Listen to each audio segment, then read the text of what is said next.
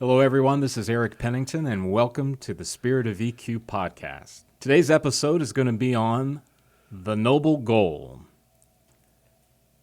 Joining me today, as always, is Jeff East. Hi, Jeff. How are you? I'm doing fine, Eric, and I hope everyone else is too. So today we're going to be talking about the noble goal, Jeff. Boy, those are two big words. Right. Kind of daunting. Yes. Can you tell everyone a little bit about what's a noble goal? A noble goal is something that you aspire to that's not like a goal as far as making $1 million or being the boss or having a fancy car. Mm-hmm. It's something that actually is the driving force in your life beyond that kind of thing. Those things are fine if you want, if your goals are that, but it's something that is there that's, what makes you get up in the morning, what gives you purpose. And it's very interesting when you say this next sentence, it's something you'll never complete because it's going to be so big that you're always aspiring to do it better. It's interesting to me. I had coffee with a friend a few weeks ago who was telling me that he knows a number of middle-aged men who are executives in companies, very successful outwardly, that have told him that they really don't know what their purpose is. Is that something you found? Is that a missing link at some levels? Yes, I found people that don't have anything like that at all in their life, and I've also found people that have it and they've never named it.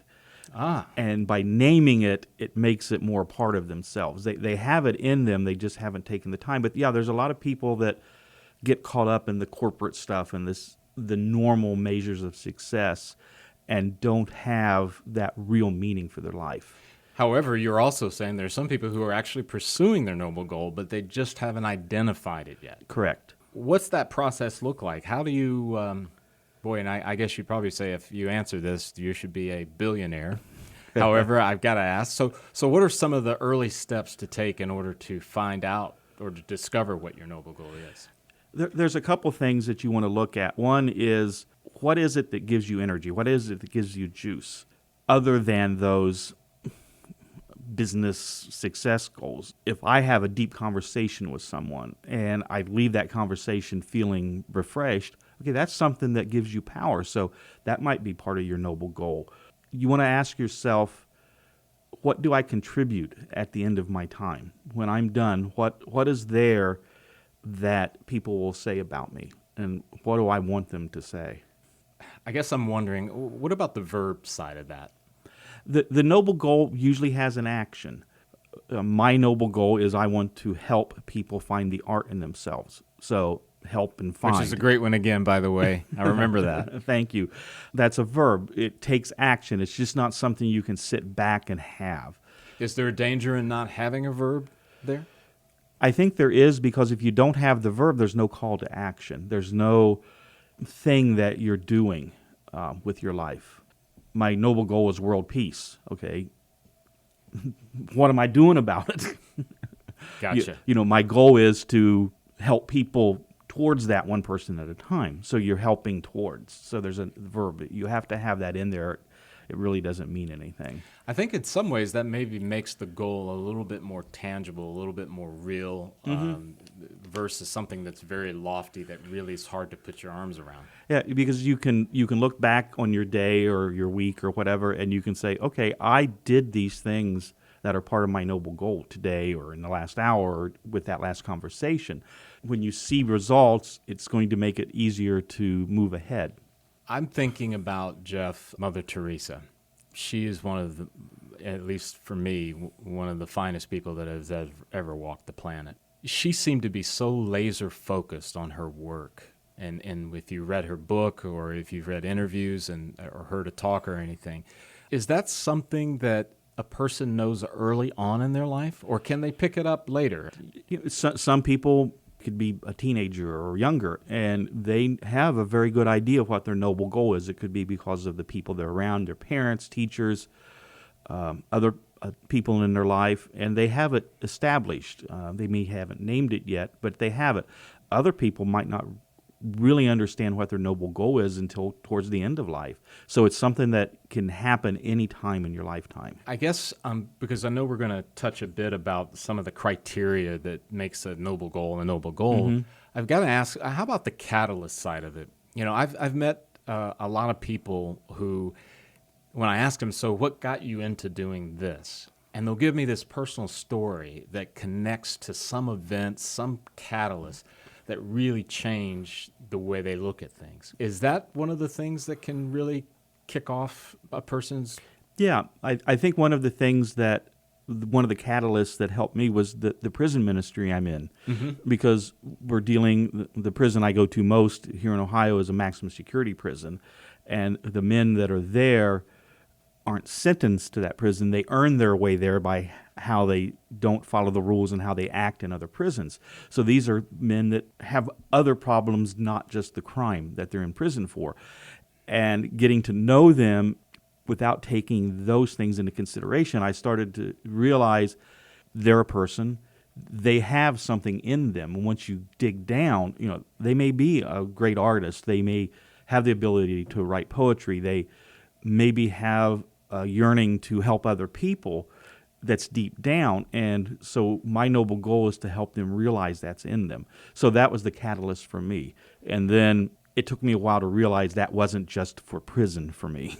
That's when I really developed the noble goal. What are and maybe there's more, but certainly what are the 5 criterias that you would say go into making a noble goal a noble goal? The first, I think I've already mentioned, it's not complete in your lifetime. It's enduring, it inspires you, it's beyond the daily struggle. It's not about the paycheck or the chores at home or anything like that. It's beyond that. It can show up in any part of your life. Short-term thinking is important. We all have to do that, but a noble goal helps you focus on the long term. What is the result that I want from what my life is? And then it's pointed outward. It's really interesting. The noble goal has benefited myself so much, but that's not the main thing. It has to be something that goes out to other people that you can share just in how you interact. And so would you say on that one that the good feeling or the satisfaction you get is sort of a byproduct of making it outward? Yeah, very much. It's the, I think I mentioned before, it's the juice or the energy that helps keep me moving.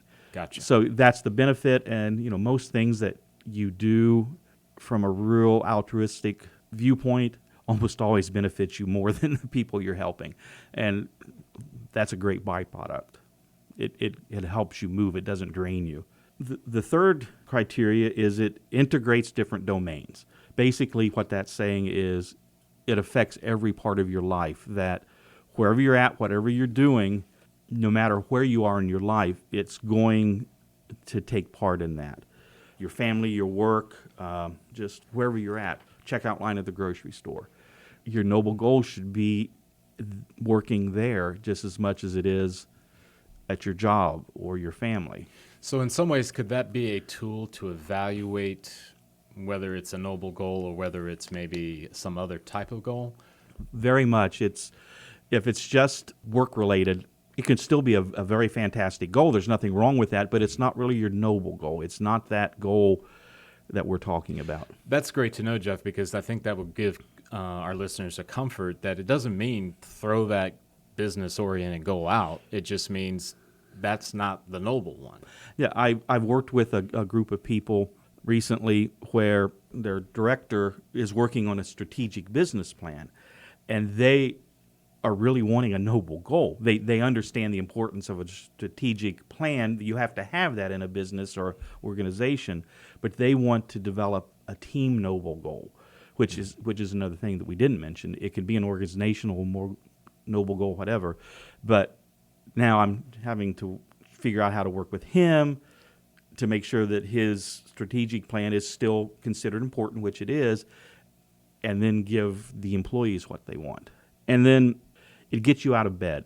I think I mentioned that before. It's what motivates you. It's what causes to be who you are and what you want to accomplish, and it gives you the energy that you need. When you can go through a bad time and still hold on to your noble goal, it's going to help you through that bad time. And then the last one, I think this is very important. No one made less. If you're really living by a noble goal, no one is going to be made fun of. No one is going to be lessened or wrong because you're looking at them as the person of who they are. So it takes away your ego. You have to have some ego to be able to accomplish anything. If you want to be a speaker or a musician, you have to have the ego. Okay, yeah, I'm good enough to do that. But it's that, I don't know, super ego. I don't know if that's still a word they use anymore or not. But it's when the ego takes over. And if you're really living by a noble goal, the ego won't take over. And especially in our culture, at times, the celebrity, the exhibitionist, the rock star, as I know we hear that term a lot, it really is, it's not even relatable for a lot of people Right. in the end. And I think most people will probably be inspired when they hear and see the actions connected to your noble goal, right?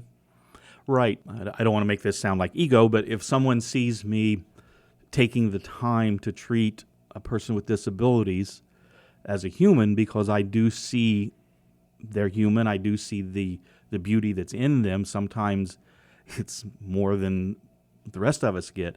If somebody can see me doing that, that might help them start thinking along the same lines. And it's whatever your noble goal is. You know, I can only speak from mine. How about the idea of expanding your vision a bit? And I guess what I mean by that, Jeff, is moving from a mission to a noble goal. What does that look like? A mission, if you look at it from the military standpoint, you're given a task and you go out and do it and it's done.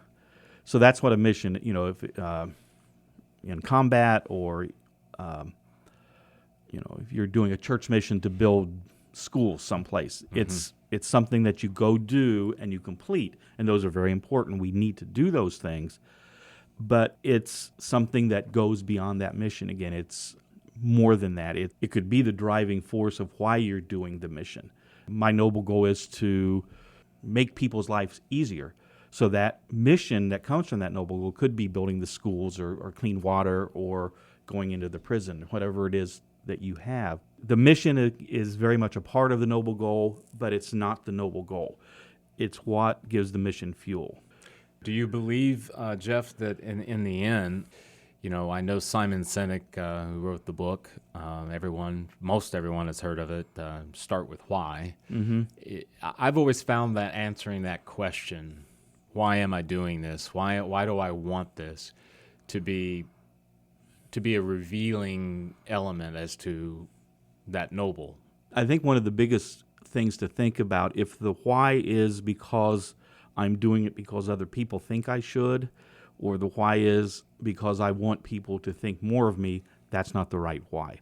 That's not going to be your noble goal. It's going to be, once again, your ego, to fit in or to make people think more highly of you. So that if the why is any of those things, that's not your noble goal. I think one thing that's really important, at least I've found in my own life and even some of the people that I've worked with individually, is helping them to understand not to be too hard on themselves. Correct. Because I've met some folks that were very, very motivated, very, very mission-oriented, and it maybe had a blend of ego and be something that's really quite, I don't know, for lack of a better way of saying it, benevolent or good. And then when they discover by asking some of those questions, some of the things we've talked about, it leaves them a little disappointed. And I always try to remind them, it's okay. Right. Because we can course correct at any time, right, Correct. Jeff? Exactly. And that's the beauty of the noble goal. If you're navigating someplace and something does throw you off course, you can redirect your course to still get to where you want, and that's perfectly fine. That's actually, it's going to happen. Yeah, that's a great, yeah, absolutely. Yeah, there's no doubt that that's going to happen. So to we you. all should be prepared for some course corrections along the way. Yeah, there's going to be some icebergs in front of us. That's really important. And again, I'm thinking about it from my own perspective of my life and other people. It's so powerful to remember that this journey is not linear without interruption and I think deep down everybody knows that, but sometimes we can forget that there are going to be disappointments. There are going to be things where we make mistakes, right? Correct. Yeah, and I don't fulfill my noble goal every day. I know I don't. Some days I almost am counter noble goal, but that's life. That's just, things hit you and you really can't help it. But it's just the idea that it's there, you can name it, and the naming is, I think, one of the most important parts. Because when I've worked with people that really did have a noble goal, and when they named it, they went, oh, now I understand. Now I can actually strive for that because I gave it a name. Mm-hmm. It's like a light came on. It's interesting. As we've been talking today, and I think about how you've kind of laid this out. There's a quote that says, "Live as if your choices send ripples beyond your lifetime." Correct. That's a very powerful quote, and I think, and it's unto itself, it might be a little daunting for folks, but the way you've described it today, Jeff, it seems to me that regardless of what your walk of life is, that could describe you and your noble goal, right? Your life is doing that whether you have a noble goal or not. What do you want those ripples to do is the important thing. Do you want those ripples to overturn somebody's lifeboat and drown them? That's not a noble goal. But if you want those ripples to get someone's attention or to show them something, that's the difference. I was thinking about this artist. He recently passed away, Jeff, David Cassidy.